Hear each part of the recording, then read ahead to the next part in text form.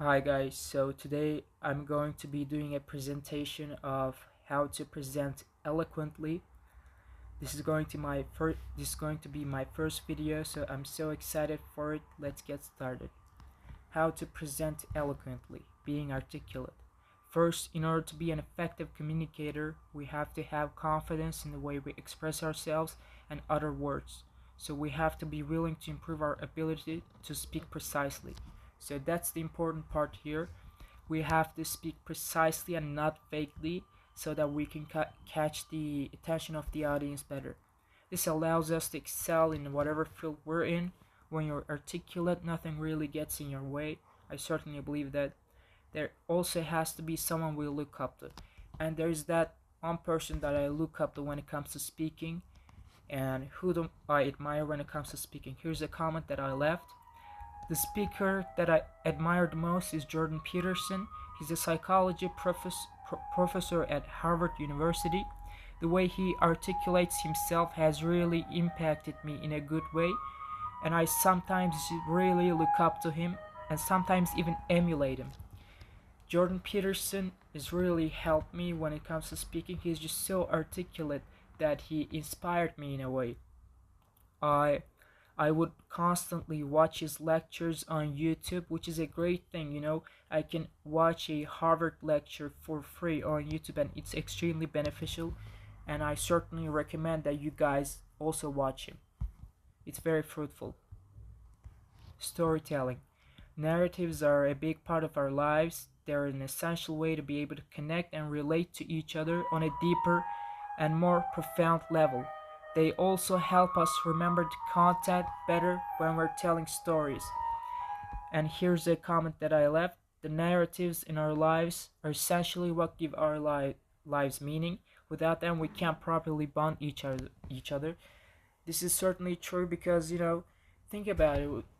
If we didn't have, if we didn't have to tell any stories, how would our life be? It would be meaningless. That's I think this is exactly what gives our life meaning, telling stories.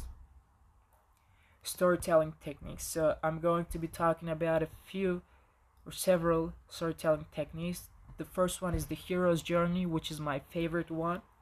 The hero's journey is when there's a character that goes through several life-changing experiences. The suspense constantly fluctuates in this way of storytelling, and I think this is the part that catches the attention of the audience the most. The reason this storytelling technique is so compelling is because people like it when a character steps out of his comfort zone and endures hardship, and it also provides the audience with a noble character to relate to and emphasize with. Most movies, novels, and TV shows utilize this technique to make the audience attentive. So, yes, the hero's journey, you might have seen this storytelling technique quite a few times. Actually, pretty much every TV series or a book or or a TV show or a movie uses this technique, and I've seen this technique many times. The three act structure. The three acts structure, it involves three steps. 1. This phase introduces the characters and their world to get the audience interested. 2. In this phase, a conflict or an escalating situation arises, and this is the longest part. 3. The final and the shortest part that concludes the narrative. This storytelling can be used to gradually intensify the emotions of the audience, and this in return gets the audience hooked to the story we want to tell. And here's a comment that I left. I think the hero's journey is much more compelling as it helps catch the attention of the audience better due to the element of surprise.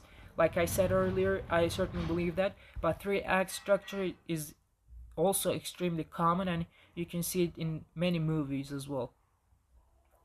Picture structure. Picture structure is when phrases such as once upon a time there was, then one day, because of that, are used to sometimes convey a tale-like narrative because when you think about it, it sounds like a tale, and it often involves recounting someone's life and their achievements like a biography.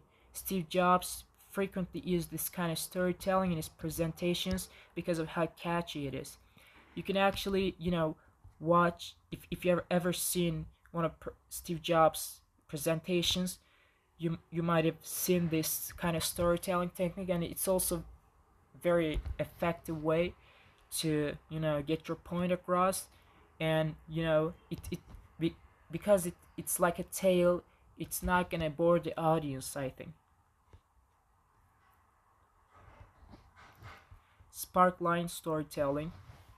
Sparkline storytelling uses contrast by using the structure of what is and what could be. It generally talks about the negative things and then switches to offering solutions to the adversities and the problems mentioned initially. It is a great way to raise awareness about the bad things that might negatively impact us while also offering solutions. This is an excellent way to address an audience. Yes, sparkline storytelling is something that is actually extremely beneficial because you're telling the audience about something negative, a bad thing, but you shouldn't really depress them. You should be able to find a solution to those problems, but also those you should raise awareness about those problems. So here's a comment that I left here. I believe the sparkline storytelling is the better option because it can point out the bad things to raise awareness while also not being all doomy and gloomy. So yes, I certainly believe that. Here's my favorite structure. Like I said earlier, out of four of these structures, the one that I felt much more familiar with is the hero's journey, because pretty much every TV series, novel, and movie revolves around a character that starts as an ordinary person and then goes on to develop into a much more formidable and competent force because of the adversities they had to withstand along the way. So I think this is very, very common. I've seen it many times, and it's extremely effective. And there's just a noble character that the audience has to emphasize with, and that is a great way to get the point across here. Intention and audience. In order to address an audience and get our point across effectively, we have to specify what our intention is and what good qualities we can bring to the table that makes us unique. We also have to be able to prove to the audience that we're the best one to tell the story and we're worth paying attention to. We kind of have to, prove ourselves in a way. We have to know what kind of audience we appeal to, who they are, and what we want them to feel and think. We can catch their attention by recounting a story that relates to them on a profound level. A story that will help us bond the audience much more easily. This way we can effectively hold their interest. Yes, in order to hold the interest of the audience, we have to kind of bond them, we have to tell something that they can relate to or emphasize with. So that way we can bond the audience much more easily. The building blocks of a story. There are 6 fundamental building blocks to tell a catchy story. 1, character. We have to have a main character that's got the ability to keep the audience interested. This, I think, the most important part. 2, the structure. Structure determines how the story will unfold. The 3-act structure is the most used one in stories. The storyline. The events in the story should be chronological and they have to have a flow to them. Flow is the key here because without it we can't really keep the audience hooked to whatever we want to tell. For authenticity, the presenter has to sound real so that the audience can connect to them. 5, audience engagement. The presenter has to engage with the audience and make them feel part of the overall experience. The hook. The presenter has to keep the attention of the audience for as long as possible by including exciting and compelling aspects in the story. So here's a comment that I left. I think the audience engagement is the most important one because we have to make the audience feel active rather than passive recipient. Here's my own story. When I was a kid, my dream was always to become something other than a teacher. I didn't really like the idea of addressing a large audience of kids at the time. But then something changed. I fell in love with the English language and American culture. I started learning English from scratch. It was really hard in the beginning because I had no foundation to work my way up. I almost gave up until one day I met one of my current friends. He was extremely articulate in English and inspired me quite a bit, and thanks to him my English improved and I gradually enjoyed the idea of teaching, and decide to become a teacher from that point forward.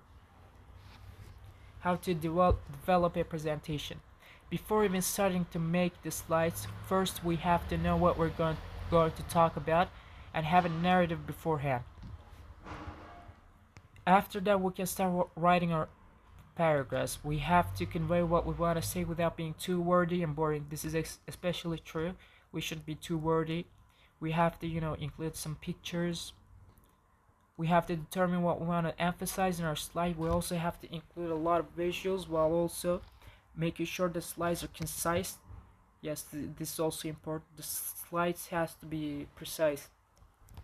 Fewer slides with lots of pictures are always better, because we don't really want to overwhelm and bore the audience, so we have to use words that suit our narratives. How to make slides look awesome.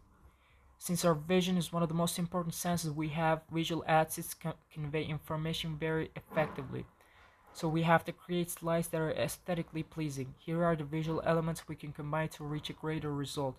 One, font. We can choose the right font for our presentation. It can do wonders for us, but it can be really difficult for many of us. Two, color. Color is a subconscious phenomena that can shape and influence someone's thoughts. So choosing a combination of several colors for presentation can positively impact people. 3, imagery. The pictures we will choose for presentation have to be compatible with the topics we're talking about, so this is a good way to complement the topic and prevent the audience from getting bored. So this is the end. Thank you so much for watching me.